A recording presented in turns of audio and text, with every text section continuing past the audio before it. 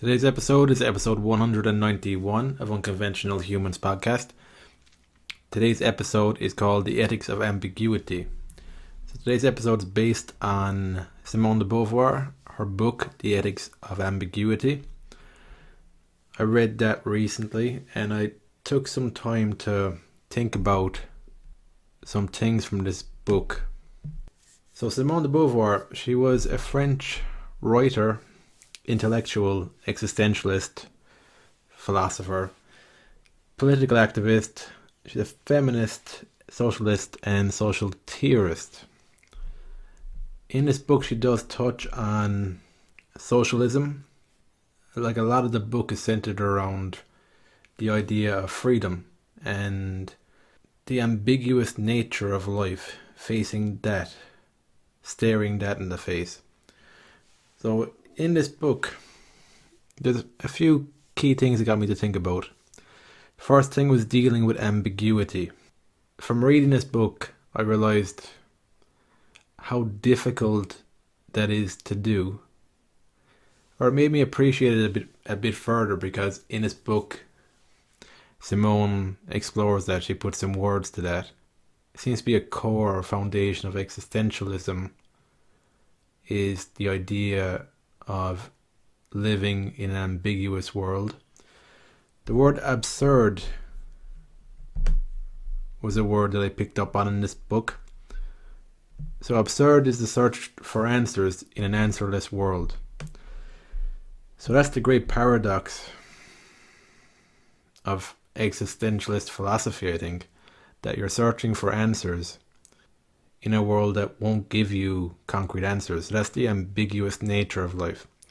So Simone, she described different types of people.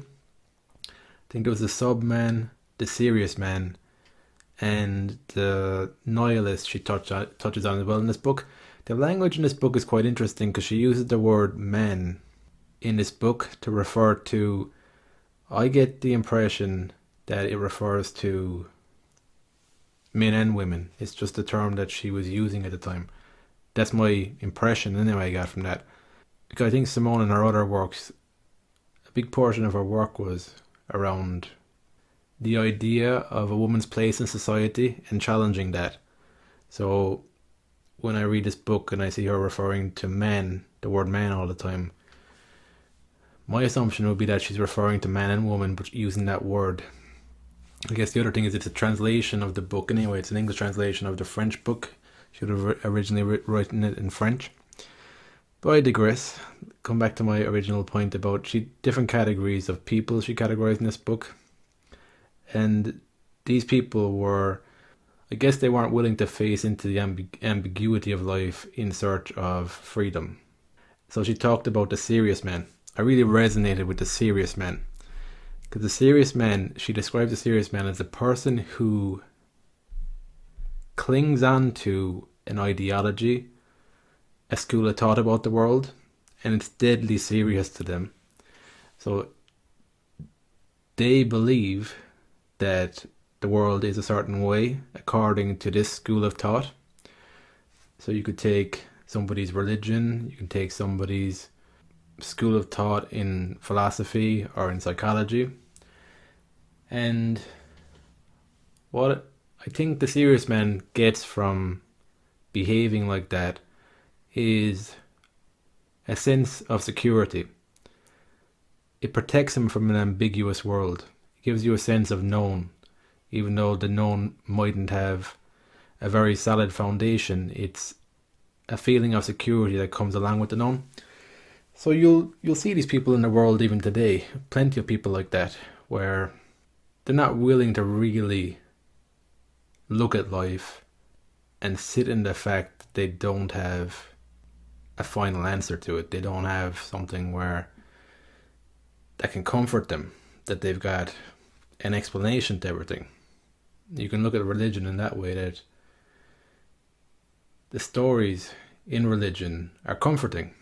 They're comforting, but it's a false comfort. I think that's what this book explores, that life's a lot more ambiguous than that. So that was the first thing that this book got me to reflect on and contemplate on, just the ambiguity, the ambiguous nature of our lives. The next thing it got me to think about was individualism and what that means to me. So this book got me to think about the relationship between the individual and the collective. I think Simone she seemed to be a proponent of some socialist ideals. I don't know whether I don't think she's fully Marxist, because in this book she's outlining, it's actually quite a difficult read, if I'm honest about it, this book. It's my first book that I've read. I've been exposed to maybe existentialist philosophy. But she seems to, because in the way she talks about freedom, she talks about it in the sense that if the individual's goal is freedom, they can only accomplish that by setting other people free as well. So she talked a little bit around the fact that you could have some people who will believe that it's in other people's best interest to oppress them. So I think the example she gave was slavery, where the people in charge justify them being in charge and oppressing the other person because they have this belief, whether it be true or not, that the person being oppressed can't deal with freedom. Freedom is a very interesting thing, because I think we can easily assume we all want freedom, but I suppose what's more of a greater freedom than ambiguity? That could potentially be the ultimate freedom, and that's something that not a lot of people will strive for, to live in an ambiguous world, because it's also a very disorientating world.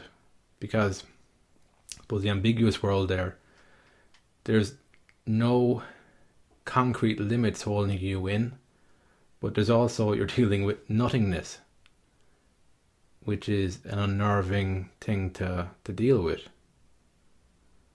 So this got me to think about the relationship between the individual and the collective, because Simone talked about how it's not real freedom if in order to have my freedom I oppress others. But the ultimate goal is to aim for your freedom, a freedom that would enable other people's freedoms instead of oppressing it. So I can see how she'd be thinking about socialism. But even the idea of freedom in this book as well, this book delves into questioning what is the point in doing anything. Because in order for a man to be something, he has to negate just being right now, like in the service of being something else. So the way she talked about it was quite, I suppose, elaborate. It was difficult enough to wrap my head around. If I'm going to sum it up in my terms right now, what I struggle with would be, I put a lot of time, energy and effort into creating things that my hope is that it moves me forward and it helps other people. But at the same time, it's how do I know that for sure? Like, this book delves into meaning. So ultimately, what I got from this book, ultimately, it's the meaning I attach to something. It's the intrinsic meaning. So objects in the world, they don't have like an intrinsic meaning other than the meaning that I give them. And so this is what this book questions a bit around. I suppose it questions around the dilemma of being a human being in a world where you're setting yourself up to do things, to grow. I feel there are driving forces within us that can move us forward. But to where? That's the question. And what does it mean? What does any of it mean? So she talked about the serious men, and she also talked about the Nihilist. And the Nihilist, let's read how she described the Nihilist here. She says, like, the Nihilist, so the choice to be a Nihilist, to engage in nihilism, a choice like this is not encountered by those who feeling the joy of existence assume its gratuity. So I think the great paradox of nihilism is that you recognize that nothing has inherent meaning, that life is pointless. There is no objective ultimate meaning outside of yourself, and that anything you do, it's pointless. There's no meaning to it. But the paradox to that is that the nihilist believes he's right in thinking like that.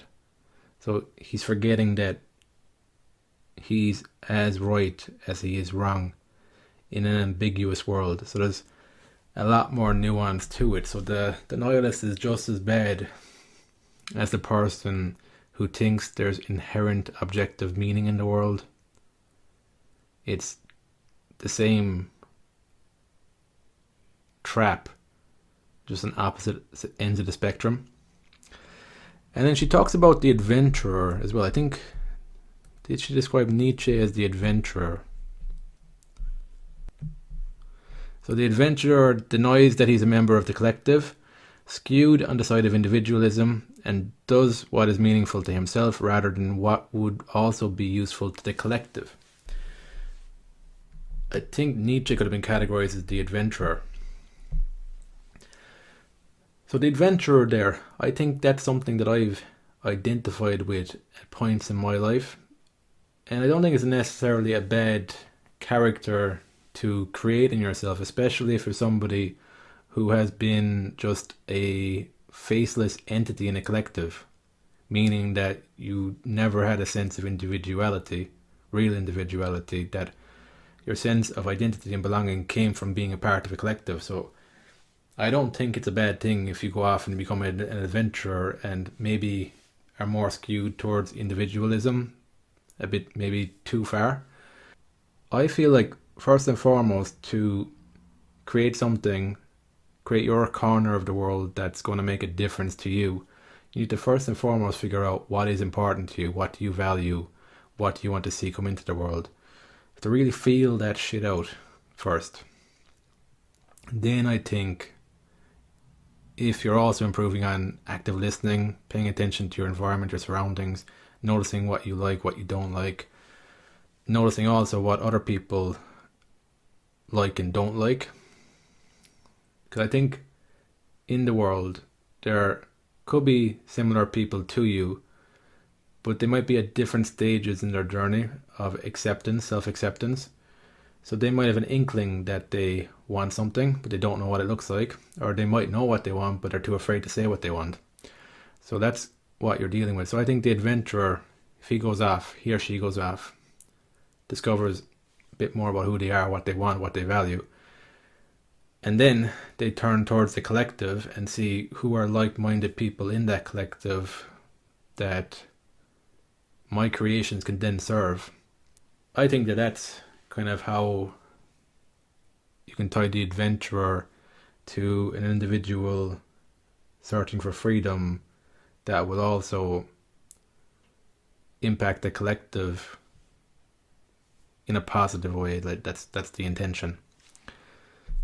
So there's a few things I wrote down in this book, few different sentences and paragraphs that I found were well articulated. The first one here ties back to the serious man. The recourse to the serious is a lie. It entails the sacrifice of a man to the thing, of freedom to the cause.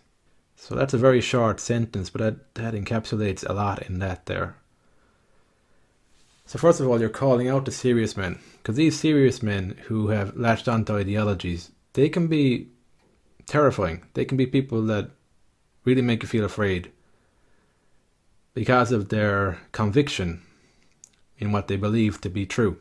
But when you look at it here, you can have a bit of insight, a bit more insight, a bit more compassion potentially for the serious men when you realize that this person has sacrificed himself to a thing and in cause instead of his own actual real freedom.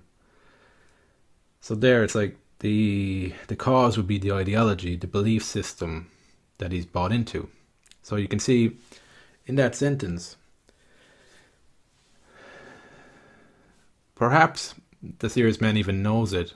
That's why he's so serious about giving weight to the lie. Because I think that potentially the serious man feels like the more he gives weight to it and strongly believes in it, the more true it becomes. Which obviously doesn't work like that, but digs you deeper into denial and a delusional state.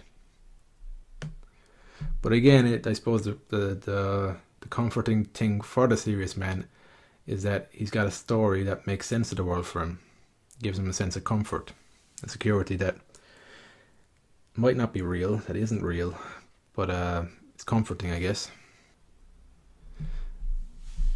In another point she says, man's unhappiness, says Descartes, well it's Descartes that she says this, is due to him having first been a child, and indeed the unfortunate choices which most men make can only be explained by the fact that they have taken place on the basis of childhood. So that resonated with me. There have been choices I've made over the years which I feel have definitely been impacted by my experiences growing up as a child, that unfortunately as a man you can make choices that are governed by the traumas of life that you went through as a child. And when I say trauma there, a major trauma for me that I would see as a trauma is when you have to hide parts of yourself that you are taught are not welcome.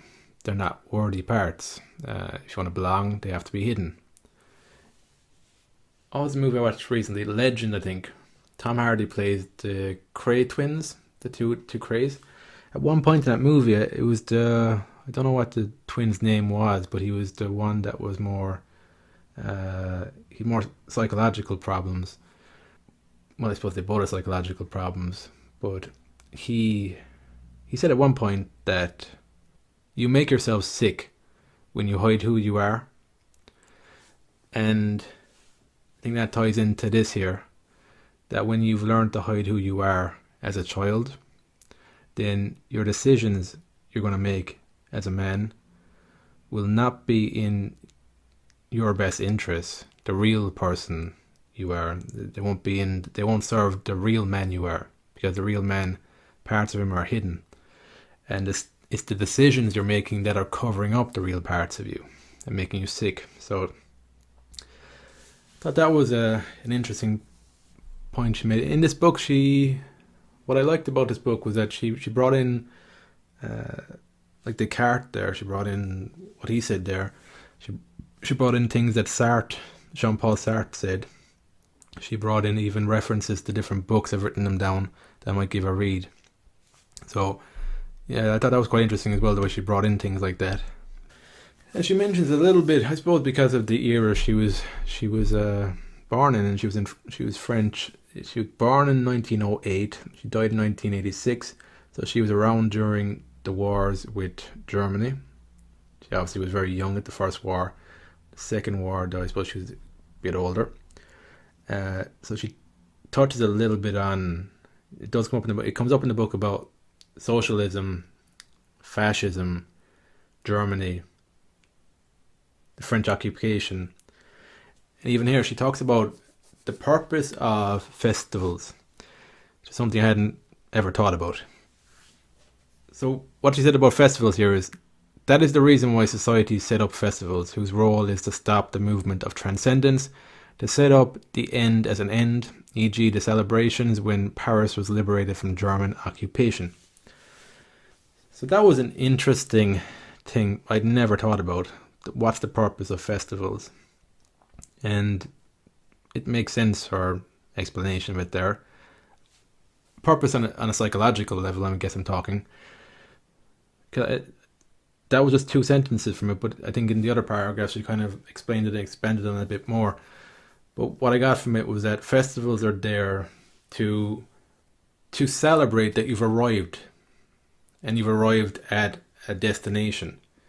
Because otherwise, if you don't have these milestones, if you don't have something to mark an ending point, to stop the movement of transcendence, then what would happen is that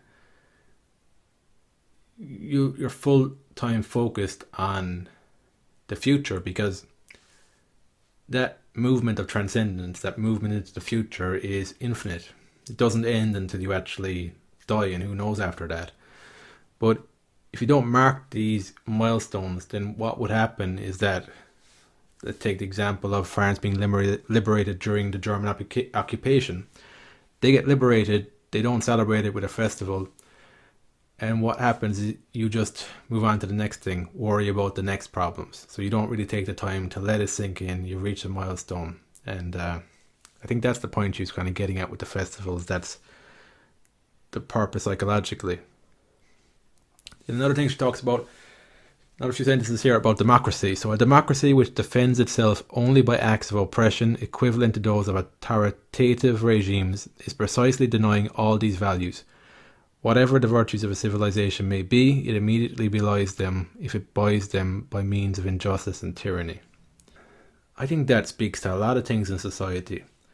Just even what she's speaking about there is, it's enforcing, I guess, enforcing democracy on people in the same way. So you're opposing an authoritative regime, the negatives to that, by doing the exact same thing as what you're complaining about an authoritative government would do. So I think we even see that today. We see it in so many different things. It would be, I suppose, when the left wing goes too far. So I'm all for liberal ideas and people being themselves, but when you start imposing limitations on other people's speech, you start imposing limitations on, when you start making them see you in a certain way, I think that's when you're going from liberal to dictator. It's a very subtle line. So I think that speaks to this here, taking a democracy by imposing the values of a system that you are opposing. So that was another thing there that was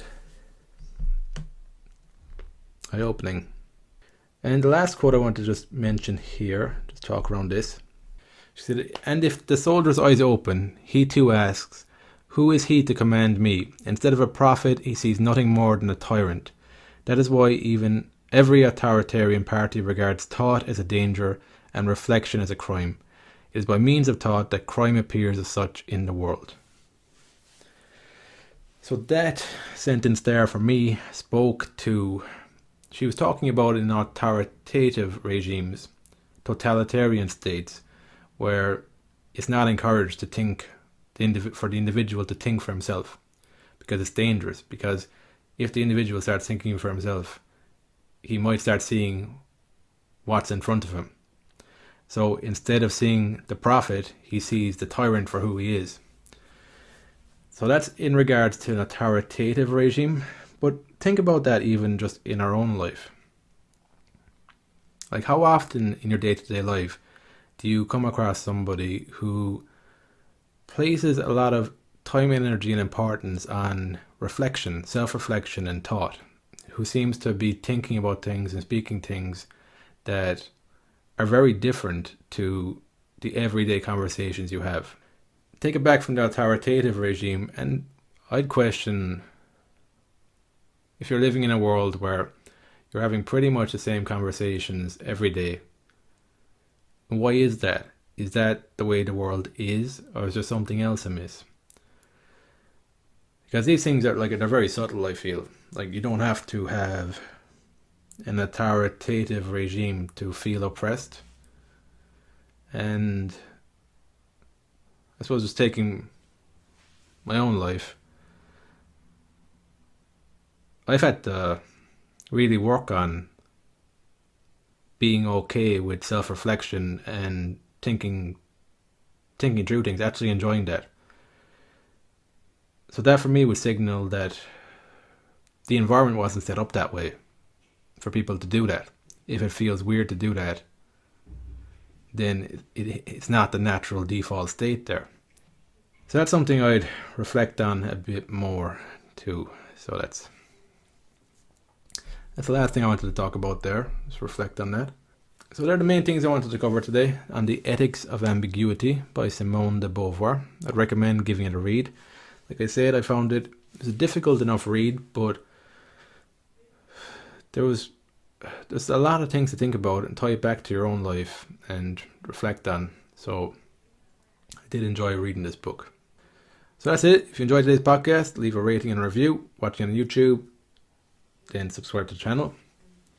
My latest book, The Edge, Finding Your Creative Edge, is out and available on Amazon. Link in the show notes or below the video on YouTube.